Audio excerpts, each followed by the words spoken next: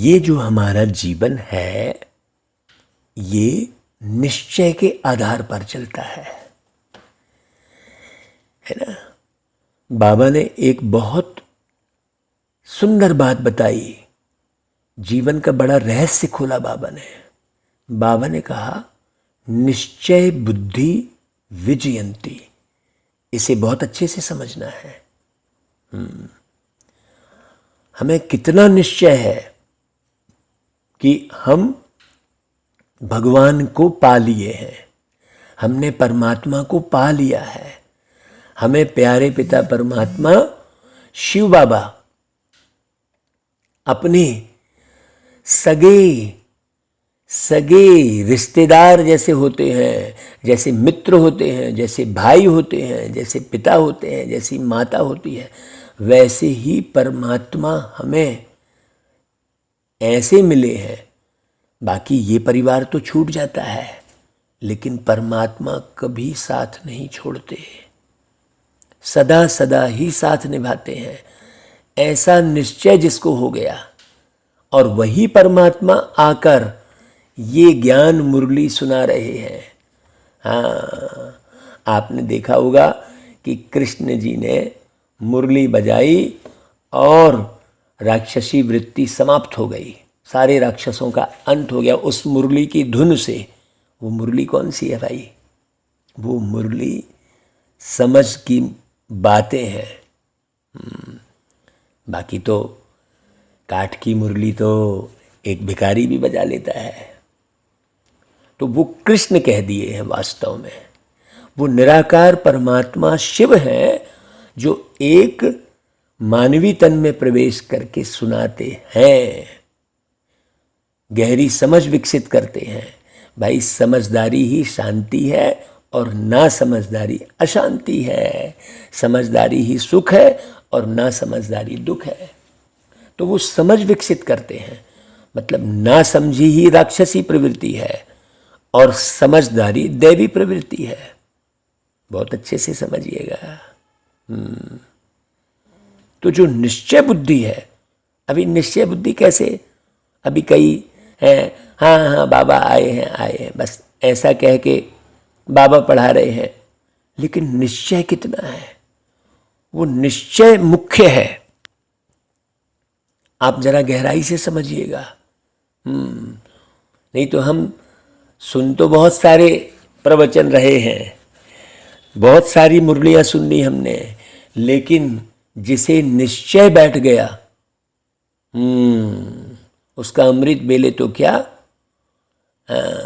वो तो भैया बाबा के ज्ञान को सब तरफ फैलाने के लिए बिल्कुल चिंतित रहेगा, समझ लो।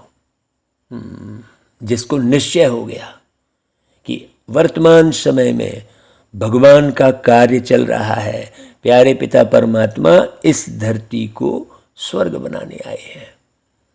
तो बाबा कहते हैं, मीठे बच्चे, बाबा आए हैं तुम्हें सौभाग्यशाली बनाने। सौभाग्यशाली अर्थात स्वर्ग का मालिक। यहाँ पर तो कोई लाख करोड़ कमाएगा तो कहेगा ये बहुत सौभाग्यशाली है। नहीं, सौभाग्यशाली मतलब इस नरक से मुक्ति, इस दुख धाम से मुक्ति पूरी तरह। तो बाबा कहते हैं, बाबा आए हैं, तुमने सुना है, समझा है, तो तुम्हारा भी कर्तव्य है सबको आप समान बनाना। तो जिसको निश्चय हो गया है उसको सर्व आत्माओं से गहरा प्यार हो जाएगा, आत्मीय प्यार हो जाएगा। किसी भी आत्मा का दुख सहन नहीं होगा। हाँ, वो बहुत अच्छे तरीके से समझाएगा, उसको बहुत प्यार देगा। किसी का वस्तु से सहयोग कर देना और किसी को समझदार बना देना, दोनों में बहुत अंतर है। क्योंकि कोई भी वस्तु से सहयोग आप करेंगे तो वो एक दिन खत्म हो जाएगी, लेकिन यदि ज्ञान, यदि समझदारी विकसित कर दी उसके अंदर में, बुद्धि का विकास कर दिया उसका, तो सदा सदा के लिए वो जो है सुखी हो जाता है। देखो, अभी लोग आजकल शांति के लिए, सुख के लिए कितने प्रोग्राम्स करते हैं, कितने कॉन्फ्रेंस करते हैं, सोचो कितने धर्म सम्मेलन करते हैं, लेकिन सबसे नंबर 1 कॉन्फ्रेंस कब और कौन सी होती है और उससे प्राप्ति क्या है, ये बात किसी को नहीं मालूम है कि कलयुग के अंत में इस संगम पर आत्मा और परमात्मा का मिलन ही नंबर 1 कॉन्फ्रेंस है। उसको जो है कृष्ण और गोपियां दिखा दिए। इसमें नारी पुरुष की बात नहीं है। उसमें एक कृष्ण पुरुष शरीर के रूप में दिखा दिया और गोपियां नारी शरीर के रूप में दिखा दी। यही तो बहुत बड़ी गलती हो गई। ये गलती होने से क्या हो गया, संसार में नारी पुरुष का भान बढ़ता चला गया। लोगों ने यही सोचा कि भगवान भी तो नारी के प्रति आकर्षित हुए हैं। कई नारियों को अपने प्रेम जाल में फंसाए हैं, तो हम भी ऐसा कर रहे हैं तो कौन सी बड़ी गलती कर रहे हैं। ये बहुत बड़ी गड़बड़ी हो गई। जबकि आत्मा और परमात्मा का मिलन होता है। जब यह कॉन्फ्रेंस होती है तब आत्माओं को परमात्मा से मुक्ति व जीवन मुक्ति का वर्षा मिलता है, सौभाग्य मिलता है परमात्मा के द्वारा। जितनी भी आत्माएं हैं जो परमात्मा के ज्ञान को समझ लेती हैं, परमात्मा के निर्देशन के प्रमाण अपने जीवन का निर्वहन करती हैं, उसे जीवन मुक्ति अर्थात स्वर्ग का वर्षा मिलता है, मुक्ति अर्थात परमधाम का वर्षा मिलता है। इसे ही सच्चा सच्चा कुंभ भी कहा जाता है। अब नदी में पानी के बुलबुले उठ रहे हैं, उसको ही लोग कुंभ समझ लेते हैं। उससे मिलना जुलना कुछ नहीं है।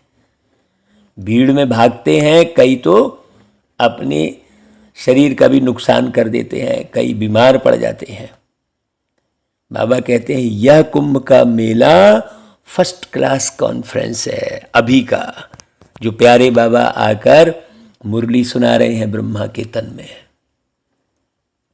ऐसा कहीं पर भी गायन नहीं है कि निराकार परमात्मा शिव ब्रह्मा के तन में प्रवेश करके और इस पूरे ब्रह्मांड की आत्माओं को शक्ति देते हैं, ज्ञान देते हैं, प्रेम देते हैं। ऐसा कहीं वर्णन नहीं है।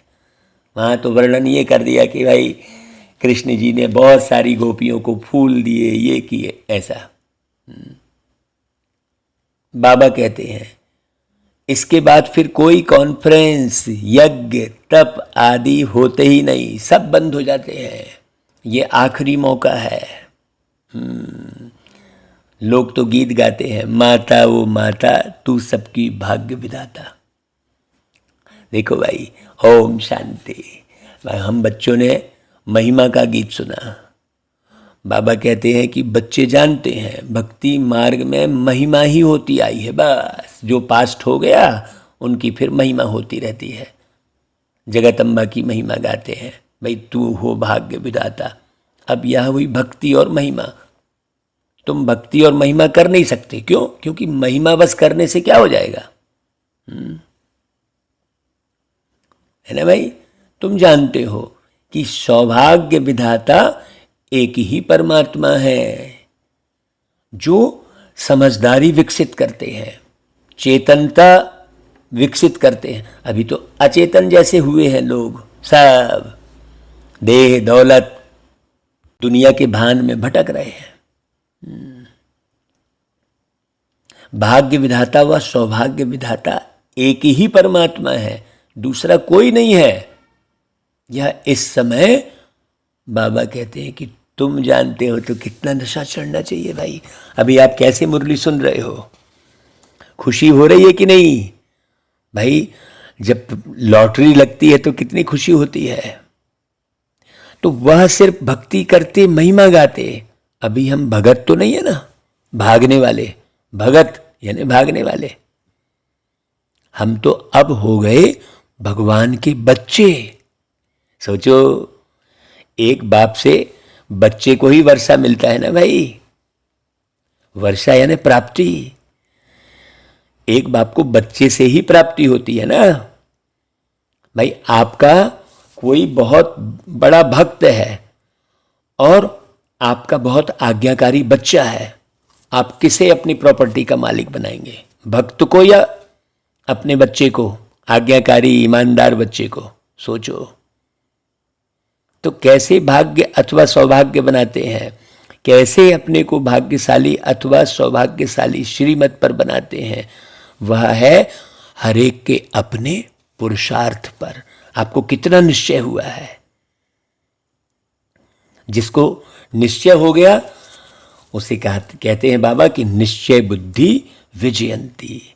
इस समय पर तुम पुरुषार्थी हो प्यारे पिता परमात्मा से वर्षा लेने के लिए।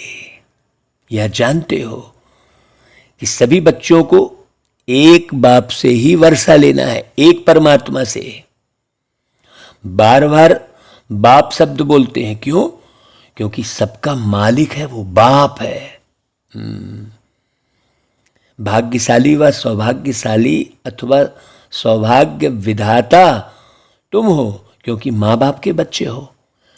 भाग्य विधाता के बच्चे मास्टर भाग्य विधाता हो। तुम भी सबका भाग्य बनाने के निमित्त बनते हो। तो तुम जितने ज़्यादा लोगों का भाग्य बनाओगे उतना ही तुम आगे बढ़ते जाओगे। तो सौभाग्यशाली अर्थात स्वर्ग के मालिक बने। हर एक मनुष्य को भाग्यशाली सौभाग्यशाली बनाना यह तुम्हारा भी कर्तव्य है। 100% भाग्यशाली जो हैं वह स्वर्ग के मालिक बनते हैं।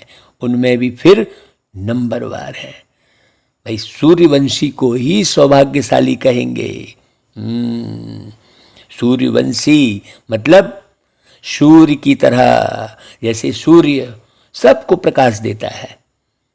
हाँ, उसके प्रकाश के नीचे कैसा भी व्यक्ति है उसे प्रकाश देता है, वो ये नहीं सोचता है ना भाई। तो हमको भी केवल बाबा की सेवा करनी है। फिर त्रेता में 2 कला कम हो जाती है तो उनको स्वर्ग नहीं कहेंगे, उनको सूर्यवंशी भी नहीं कहेंगे। बच्चे तो जानते हैं कि हमको तो 100% सौभाग्यशाली बनना है। बाबा देखो कैसे बच्चे बच्चे करके बात करते हैं। सूर्यवंशी में भी फिर प्रिंस प्रिंसेस बनना है। बाबा कहते हैं देखो यह ईश्वरी कॉलेज है ना भाई, यहां डायरेक्ट ईश्वर पढ़ा रहे हैं। ईश्वर हैं विश्व के रचयिता। वो कोई एक देश या एक राज्य का निर्माण नहीं करते हैं। तो यह है ही विश्व के मालिक बनने का कॉलेज। विश्व के रचयिता क्या करेंगे? विश्व का मालिक ही तो बनाएंगे ना। तो ईश्वर पढ़ाते हैं, कहते हैं मैं तुमको पढ़ाता हूं काहे के लिए? महाराजाओं का महाराजा बनाता हूं। अब यह है तुम्हारी भाई पढ़ाई के ऊपर। जो जितना पढ़ता है वह औरों को भी ऐसे ही पढ़ाएंगे, बहुत प्यार से, है ना भाई। ऐसे ही सौभाग्यशाली बनाएंगे। तो तुम बच्चों का धंधा ही यह है। अभी देखो सवेरे 3 बजे से उठ के हम मुरली सुना रहे हैं बाबा की, एक एक अर्थ समझाकर नशे में।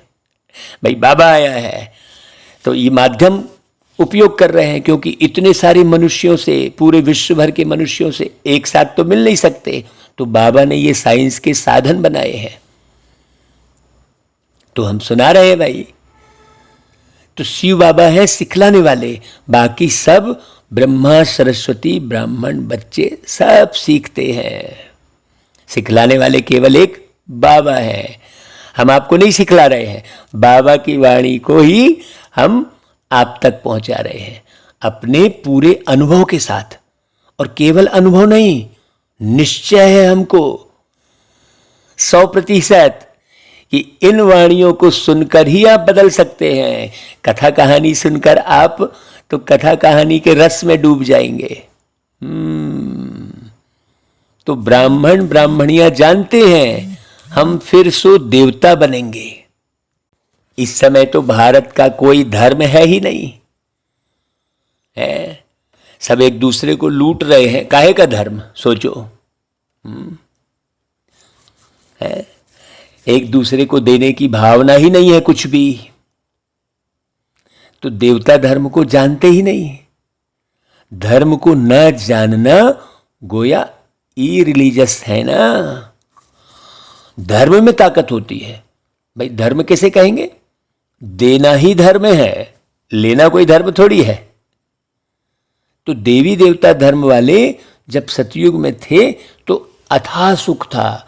देवी देवता मतलब देने वाले, सबके अंदर केवल देने के ही भाव है। अभी तो सबके अंदर केवल लेने के ही भाव है, अलग अलग तरीके से। ये तो आप देख रहे हो भाई। राजनीति में भी क्या है, चुनाव भी कैसे होते हैं, आप तो सब जान रहे हो। तो कलयुग है, अभी तो कलयुग है। पुरुषार्थ करके सतयुग में आना है। अब कलयुग की बात तो सब जान रहे हैं, उसको बोलने से कोई फायदा ही नहीं है। अभी तो सतयुग की बात समझना है हमको,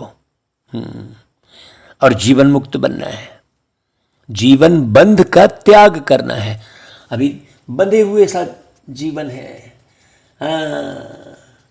मतलब अभी लोग जिंदगी जी नहीं रहे हैं, जिंदगी को ढो रहे हैं। न खाने का टाइम है, न एक दूसरे से प्रेम से बात करने का टाइम है, बस केवल पैसे के पिछाड़ी भाग रहे हैं। बाबा कहता है स्वर्ग को याद करना है। याद कहो या योग कहो, बात एक ही है। योग को ही कहा जाता है कम्युनियन, अर्थात मिलाप। योग मतलब जोड़, और तुम्हारा योग है ही एक परमात्मा शिव बाबा से, है ना भाई। दूसरे से कम्युनियन है ही नहीं सिवाय एक शिव बाबा के अलावा। तो उनको ही याद करो निरंतर। बाबा आप कितने मीठे हैं, न मन में था न चित्त में था। आपने तो कितनी कमाल की है बाबा, जो हमको स्वर्ग की बादशाही देते हैं। कोई भी हालत में बाबा को ही याद करना है, अथवा कम्युनियन करना है। अब उसे इंग्लिश में कह दो कम्युनियन। बाबा को याद करते हैं, बाबा से बोलते हैं, उनके साथ सभी का कम्युनियन है। जब आफत आती है तब कहते हैं भगवान इनकी आयु बड़ी करो।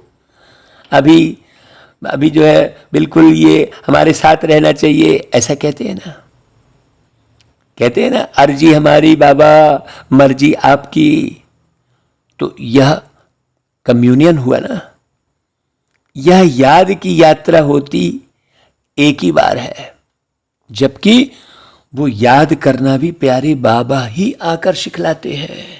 परमात्मा पिता, आप जैसा भी समझ जाओ, चाहे बाप कहो, चाहे बाबा कहो, चाहे ईश्वर कहो, जैसे समझ में आए करो। और सब कम्युनियन मनुष्य मनुष्य को सिखलाते हैं। गुरु के पास जाएंगे, कृपा करो, क्षमा करो, आशीर्वाद करो, ऐसा कहेंगे। यह आफत मिटाओ। अभी तो तुम डायरेक्ट परमात्मा बाबा के पास बैठे हो। ये मुरली किसी मनुष्य के द्वारा सुनाई हुई नहीं है। मनुष्य के तन में वो निराकार शिव बाबा कह रहे हैं कि भाई बाबा को याद कर कह सकते हो बाबा इस हालत में हम क्या करें। बाबा समझाते हैं बच्चे यह ड्रामा अनुसार दुख सुख होता है। तुम्हारा कम्युनियन है ही प्यारे पिता परमात्मा से। बाबा कहते हैं बच्चे जो भी तुम्हें कष्ट मिल रहा है यह तुम्हारा कर्म भोग है। अभी हम तुम्हारी कर्मातीत अवस्था बनाने आए हैं। कर्म भोग तो फिर तुम्हें भोगना ही है। अभी तुम्हें कर्म सिखलाने आए हैं बहुत अच्छे से कि कैसे कर्म करोगे तो तुम्हें कष्ट नहीं होगा। तो बाबा कहते अभी मैं तुमको ऐसा ऊंच कर्म सिखलाता हूं। यह कम्युनियन होती है आत्माओं की परमात्मा के साथ। परमात्मा बैठ आत्माओं के साथ कम्युनियन करते हैं, और कहाँ भी परमात्मा आत्माओं से कम्युनियन करे या आत्माएं परमात्मा से करे, यह हो ही नहीं सकता।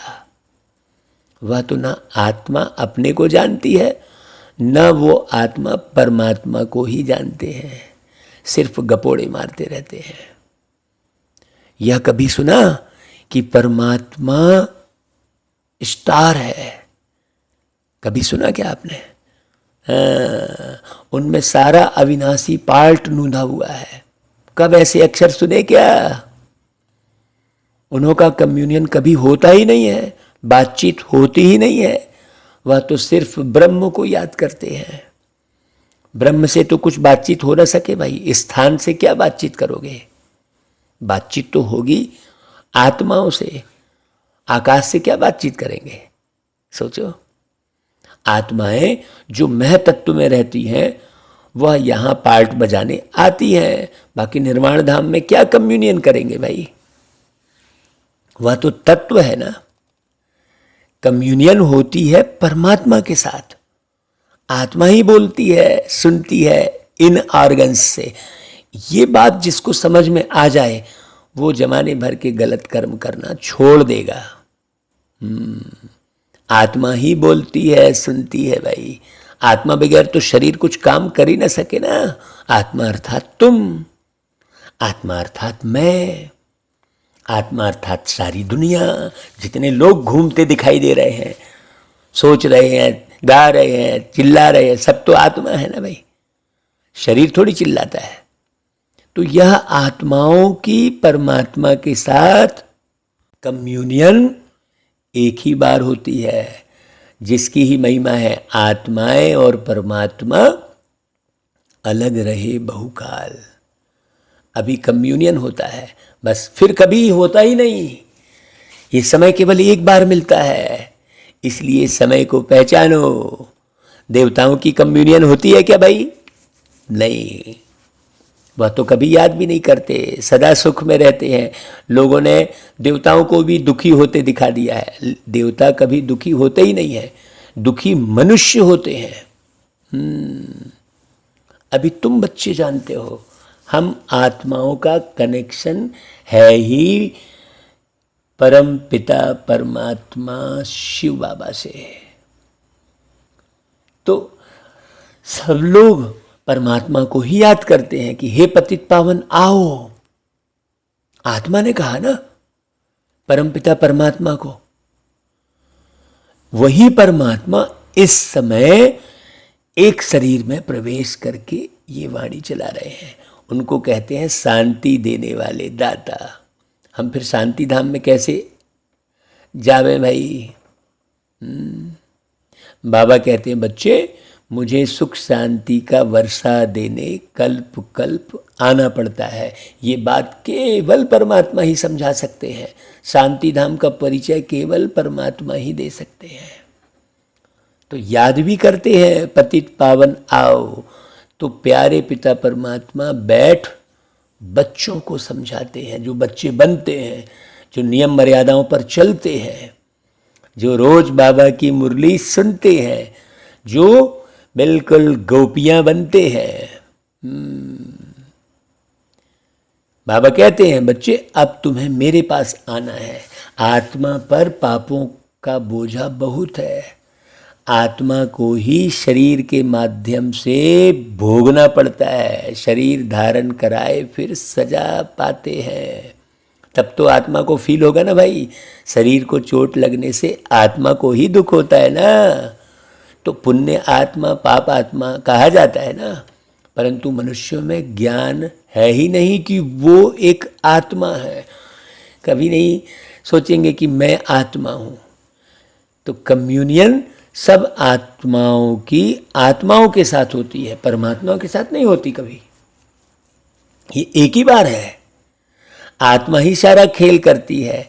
आत्मा शरीर के साथ कहती है मेरे 7 बच्चे हैं, परमपिता परमात्मा तो निराकार है। कहते हैं मैं इस शरीर में आया हूँ, मुझे इतने सारे बच्चे हैं, कितने बच्चों का दादा बनता हूँ। बाबा कहते हैं हिसाब किया जाए। परमपिता परमात्मा ब्रह्मा द्वारा मनुष्य सृष्टि रचते हैं। अच्छा भाई, फिर ब्रह्मा किसका बच्चा, ये तो कहीं पर भी नहीं दिखाया। ब्रह्मा है भाई शिव बाबा के बच्चे, यह बुद्धि में रहता है। परम पिता ब्रह्मा द्वारा सृष्टि रचते हैं। कैसी सृष्टि भाई? सत्यम शिवम सुंदरम कहते हैं, तो सच्ची दुनिया बनाएंगे ना। अभी तो झूठी दुनिया है ना, जो देखो वो सब झूठ बोल रहे होते हैं। हाँ, ब्रह्मा कोई क्रिएटर नहीं है, क्रिएटर तो निराकार शिव परमात्मा को ही कहेंगे। वह आकर प्रजापिता ब्रह्मा द्वारा एडॉप्ट करते हैं। बच्चे बच्चे कहते रहते हैं। अभी यह बातें तुम समझते हो, वह भी सभी की बुद्धि में एक रस नहीं बैठता, सब निश्चय बुद्धि नहीं बनते। हाँ हाँ करते रहेंगे, मुंडी हिलाते रहेंगे, लेकिन पालन इतना सा भी नहीं करेंगे और सोचते हैं कि हाँ हम तो पूरा पालन कर रहे हैं, लेकिन एक भी धारण नहीं करते। बहुत से बच्चे मुरली रोज सुनेंगे, सर हिलाते रहेंगे, हाँ हाँ बहुत बढ़िया बोल रहे हो, बहुत अच्छी मुरली सुना रहे हो, ऐसा बोलेंगे। तो प्यारे बाबा ही वर्षा देंगे, लायक बनाएंगे। तो बाबा को ही याद करो। इसको ही भारत का प्राचीन योग कहा जाता है।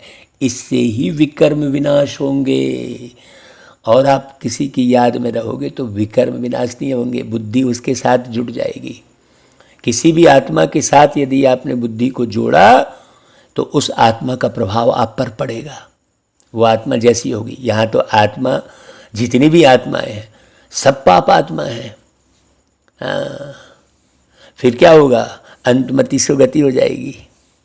बाबा कहते हैं एक परमात्मा की याद से ही निरोगी बनेंगे, आयु बड़ी हो जाएगी।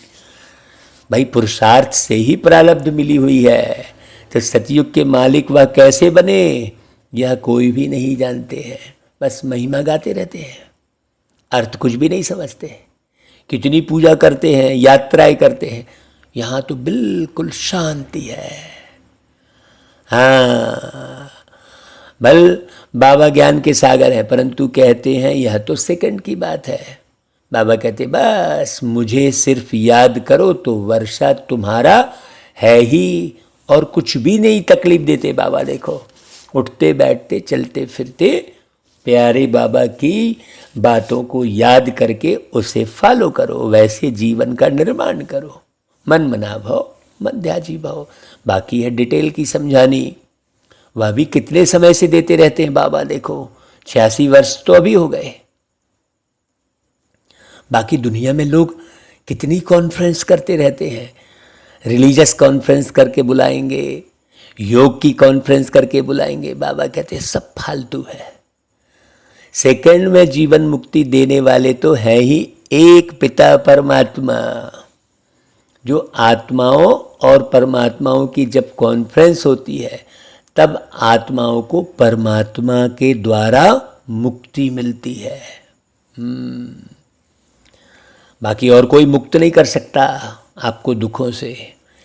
भाई गाया भी जाता है, आत्मा परमात्मा अलग रहे बहुकाल, सुंदर मेला कर दिया जब सतगुरु मिला दलाल। तो बाबा ही आकर नई दुनिया रचते हैं, लायक बनाते हैं। तो सबसे नंबर 1 कॉन्फ्रेंस यह है, ये जो मुरली चल रही है। हाँ, आप और क्या जूम मीटिंग में क्या क्या करते रहते हैं लोग।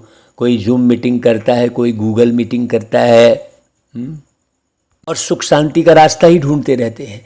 अरे भाई बाबा जो बता रहे हैं उसे ज़रा अच्छी रीति समझ के आप वैसा जीवन जीना शुरू करेंगे तो आपको सदा की सुख शांति मिलेगी। तो इनको कुंभ का मेला कहते हैं, कुंभ संगम को कहा जाता है। यह संगम का मेला फर्स्ट क्लास कॉन्फ्रेंस है, जबकि आत्माओं से परमात्मा आकर मिलते हैं। सेकंड में जीवन मुक्ति मिलती है।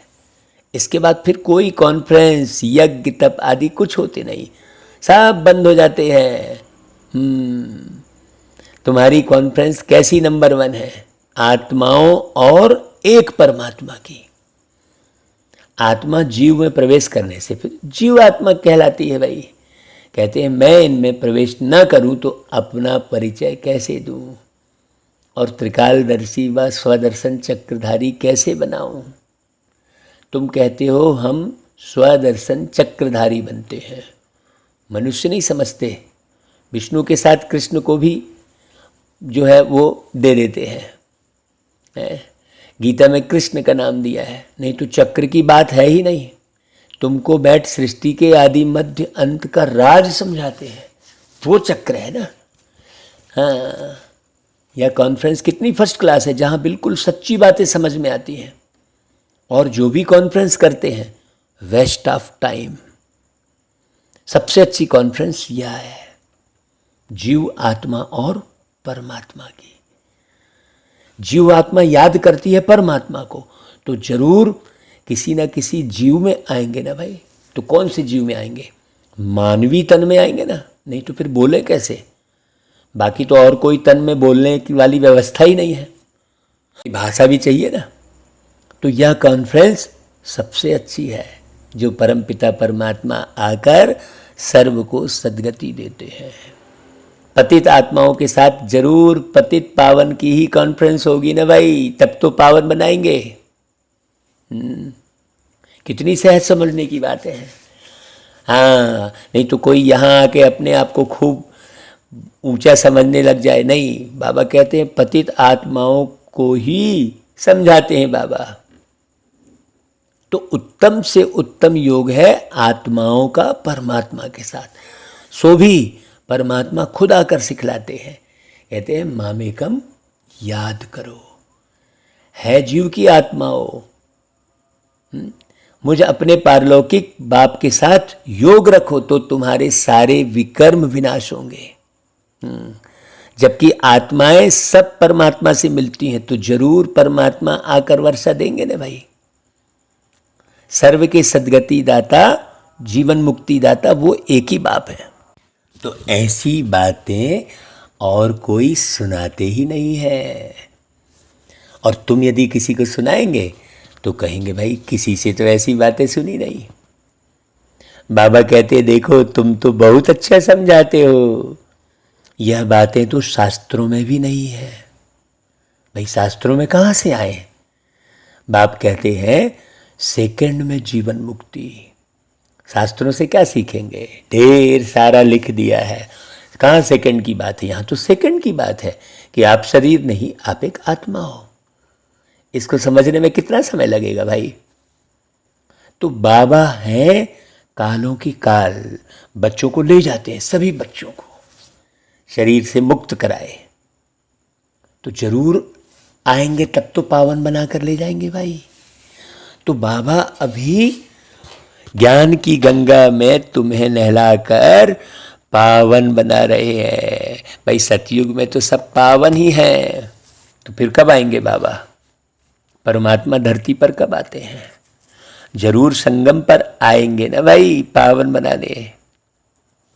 अब तुम बच्चे जानते हो यह कल्प का संगम है। कितनी खुशी की बात है भाई। हम ही लोग जान रहे हैं, पूरी सृष्टि में कोई नहीं जान रहा है। कितना नशा। तो बाबा आए हैं, तुम्हारा कम्युनियन अपने साथ कराते हैं। कहते हैं भाई मैं साधारण ब्रह्मा तन में आया हूँ। भाई जिनके तन में आए हैं वो कोई ब्रह्मा थोड़ी थे पहले। हाँ, भल असुल ब्राह्मण थे, परंतु वो सब छोड़ दिया था। अब ब्रह्मा द्वारा रचना रचनी है तो ब्रह्मा चाहिए ना भाई। खुद कहते हैं मैं ब्रह्मा के तन में आता हूँ। भाई उनको ही नहीं मालूम था कि वो ब्रह्मा है, जब शिव बाबा आए तब मालूम पड़ा। नंबर 1 पावन, सो नंबर 1 पतित। सबसे पहले पहले वही पतित बनते हैं। तो 84 जन्म पूरे लिए तो पावन बनेंगे ना भाई। फिर पर फरिश्ता बनते हैं। तत्वम, वैसे ही आप बनो। ब्राह्मण सो देवता बनेंगे। जिसका जास्ती पुरुषार्थ चलता है वह जास्ती ऊंच पद पाएंगे। पुरुषार्थ क्या है भाई? पुरुषार्थ है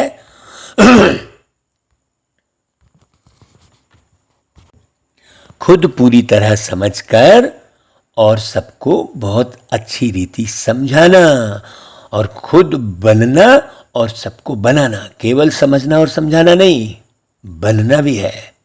ब्राह्मण सो देवता बनेंगे। बाबा कहते हैं तुम सब कल्याणकारी हो ना भाई। सिर्फ एक बाबा थोड़े ही करते हैं भाई, खुदाई खिदमतगार तो बहुत चाहिए ना। तो बाबा कहते हैं देखो तुम अभी ऑन गॉड फादरली सर्विस पर हो। हाँ, हम तो लिखते हैं सर्वेंट ऑफ गॉडली गवर्नमेंट, ऐसा लिखते हैं। अंग्रेजी अक्षर भी बहुत अच्छा है। वह भल हेवन में जाते नहीं है, गाते हैं ना। स्थापन करता हेवनली गॉड फादर है, वो कहते हैं ना भाई। मुसलमान उसको बहिस्त कह देते हैं, खुद बहिस्त में जाते थोड़े ही है भाई। यह तो बुद्धि की बात है। हाँ, स्वर्ग भारत था, अभी नर्क है। हेवन स्थापन करने वाले बाप के सिवाय कोई और दूसरे हो ही नहीं सकते। हेल का अंत आए तब तो फिर बाप आकर हेवन में ले जावे भाई। हेल में ही बाप को आना पड़ता है हेवन का मालिक बनाने। ये बड़ी समझने की बात है। अभी तुम दोजक और बहिष्त के बीच में बैठे हो, और तो सभी हैं ही दोजक में। हाँ देखो, खाना पीना रहना दृष्टि वृत्ति सब कैसी है देखो। सिर्फ तुम बच्चे ही अपने पुरुषार्थ से बहिष्त में जाते हो, इसलिए तुमको बहुत खुशी होनी चाहिए। अच्छा भाई, मीठे मीठे सिकिलरे बच्चों प्रति माता पिता बाप दादा का याद प्यार और गुड मॉर्निंग। रूहानी बाप की रूहानी बच्चों को नमस्ते, और हम रूहानी बच्चों की रूहानी माता पिता बाप दादा को याद प्यार गुड मॉर्निंग और नमस्ते। जितनी भी बाबा के बच्चे सुन रहे हैं, जल्दी जल्दी 100% बनना शुरू कर दे भाई, क्योंकि समय बहुत कम बचा है। बाबा तो अब ब्रह्मा का तन छोड़ दिए, दादी का भी तन छोड़ दिए। अभी तो बाबा निराकारी रूप में सब बच्चों के पास जाते हैं। अभी का समय बहुत कीमती है, सेकंड सेकंड वैल्यूबल है। और अभी जितनी ज़्यादा आप मदद बाबा से ले सकते हैं ले लें, क्योंकि बाबा अभी बिल्कुल अशरीरी रूप में, बिंदु रूप में सबके पास जाकर सबको शक्ति देते हैं। इसलिए जितना बाबा की याद में रहेंगे उतना फायदा होगा। तो एक बाप से ही सच्चा कम्युनियन अर्थात योग रखना है। बाप से ही दिल की वार्तालाप करनी है, बाप के सामने ही अपनी बात रखनी है, किसी देहधारी के सामने नहीं। दूसरी पॉइंट, खुदाई खिदमतगार बन सबको बहिष्त में ले चलने का रास्ता बताना है। अब कोई जाए या ना जाए, अपना काम है रास्ता बताना, सबका कल्याणकारी बनना है। अच्छा भाई, वरदान, ब्राह्मण जीवन में सदा सुख देने और लेने वाले अतीन्द्रिय सुख के अधिकारी भव। जो अतीन्द्रिय सुख के अधिकारी हैं वे सदा प्यारे पिता परमात्मा बाबा के साथ सुखों के झूलों में झूलते हैं। बाबा की याद में ही पूरे समय सुख रहते हैं। उन्हें कभी यह संकल्प भी नहीं आ सकता कि फलाने ने मुझे बहुत दुख दिया। हाँ, उनका वायदा है, न दुख देंगे न दुख लेंगे। अगर कोई जबरदस्ती भी दे तो भी उसे धारण नहीं करते। ब्राह्मण आत्मा अर्थात सदा सुखी। ब्राह्मणों का काम ही है सुख देना और सुख लेना। वे सदा सुखमय संसार में रहने वाली सुख स्वरूप आत्मा होंगी। अच्छा भाई, स्लोगन, नम्र बनो तो लोग नमन करते हुए सहयोग देंगे। बहुत गहरी बात है कि नहीं भाई? अच्छा भाई,